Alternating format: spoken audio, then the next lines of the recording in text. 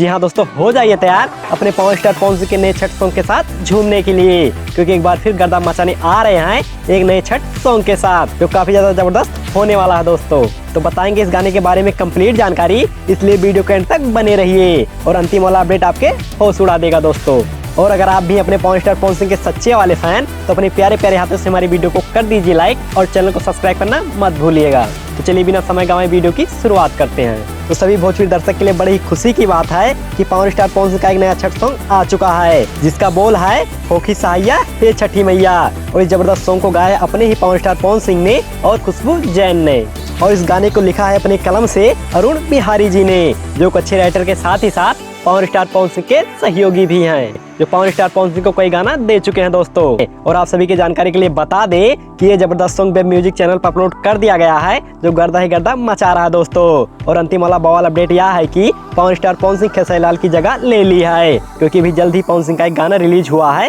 पटना के घाट, जो यूट्यूब पर अपनी जगह 2 नंबर पर बना ली है और म्यूजिक सेक्शन के नंबर 2 पर ट्रेंड कर रहा है दोस्तों। आगे मिलते हैं एक नए वीडियो के साथ, तब तक के लिए जय हिंद, जय भोजपुरिया समाज।